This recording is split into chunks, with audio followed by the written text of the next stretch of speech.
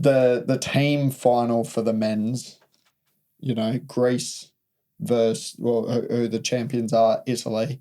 It was, the matchup was just a great matchup, and it went, I can't remember who won was it Italy won the first two?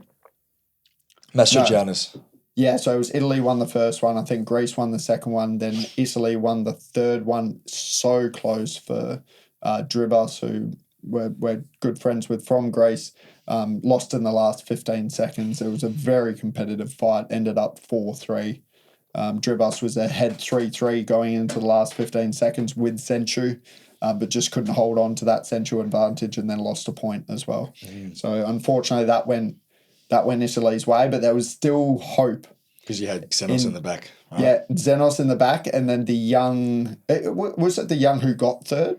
He got bronze. So he got bronze in his individual, a young under-21 He was just in Corona. He got bronze. Did he? Yeah. Oh, fantastic. So he's an exceptional fighter. You didn't know his name? Oh, I think it's like Georgios. Something like that. That sounds great. Great. Oh no, I feel like I'm butcher. I'm gonna get it up because it's bad. Thank you. Yeah. So and I'd love to know as well because he did very well against what's his name? I'm blanking. The Italian. Mitch. Sorry, I'm gonna have to. Oh, sorry. Who? The Italian. Fourth fight. Daniel DeVivo. I don't know why I blanked on that one. DeVivo, very talented fighter. He's been in finals of K1 Premier Leagues. So under 21 going up against such a tall opponent did really well. Scored a couple of points, and it went down to. The Greek boy, I can't remember what the score was, but he was ahead by a point in the last 15 seconds. And I think it was like the last 5 seconds. Sorry, it was 1-1. It was 1-1 Senchu. 1-1 Senchu. Had Senchu going into the last 15 seconds. Last 5 seconds, they get into a clinch, and it's really tense. And the referee says Wakerete. So at this point, but you're still grabbing the name. Sorry. Yeah, Georgios Baliotis. Georgios starts to back out to separate for Wakerete, which is what you're supposed to do. Now, at this point, the referee is behind DeVivo. So DeVivo can't see the referee at all. Currently supposed to be Wakerete. DeVivo's still closing the distance, still pushing. And Georgios is like, he's still backing off. He's trying to get this separation for the referee to say Ajame. DeVivo can't see, advances. The referee calls Ajame when DeVivo can't see him. And DeVivo's still being aggressive and still closing this distance. And then as soon as Ajame is called, DeVivo launches an attack and scores in the last, 2 seconds. Yeah. Controversial. Very controversial because, one, I don't believe the referee is allowed to be, he has to be perpendicular to the fighters to do this Wakerete and Ajame. He can't be behind one of them where one of them can't see him. 2, you should not be calling Ajame when an athlete is pressuring and pretty much attacking. Because DeVivo, I doubt DeVivo even heard Wakerete. You take the warning every day of the week to try and score a point. He did seem to step back initially when I watched. Okay. But then he was back into the fight very quickly. Without the commencement before of the Ajame. Yeah. You could tell that he wasn't waiting for Ajame. He just went, I'm going back, and then I'm going to go back in. And nothing against DeVivo. He did exactly what he needed to do, and he won the fight, and he won the final for Italy. But for the referee, he got caught up in the moment.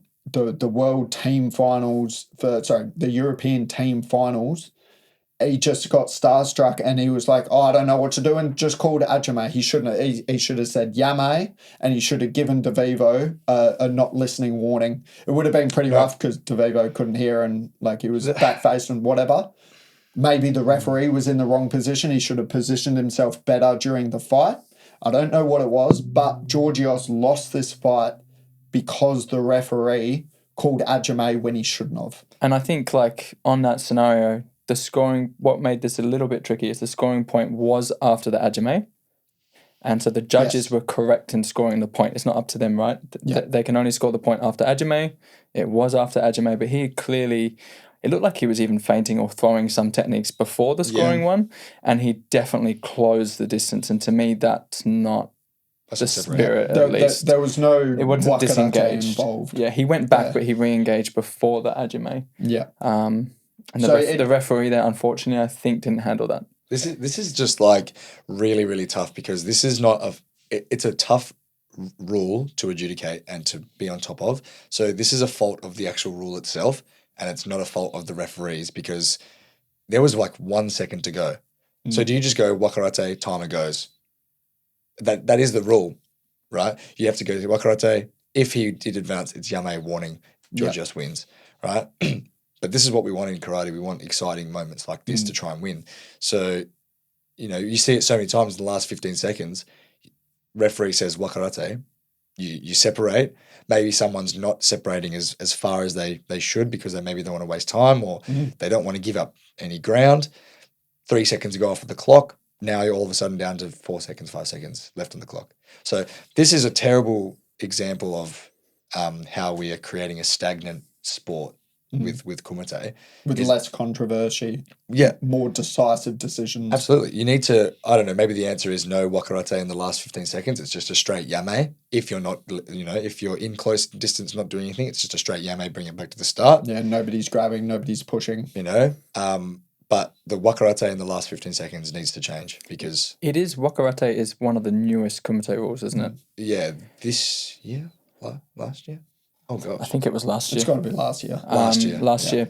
And so when you always introduce a new rule, it solved a big problem. Yes. I think the clinching, from my taste, was just boring. Yeah, I like the continuity of it. Yeah, now, so it was nice to the not fighting having not to stop, but I think you're right. Something like in the last 15 seconds, you might have to stop because I can see situations where coaches and athletes will be deliberately clinching if you get a free 5 second Wakerete instead of just like a straight yame, and that might be half a second you've lost. As soon as the rule came out, that's what Mitch and I discussed. Is it's now a tactic if you're ahead on points and you can sort of disguise the being too close, as in you're not intentionally doing it because that would be a warning, but you're not moving back much or you're only moving back a tiny bit but not enough.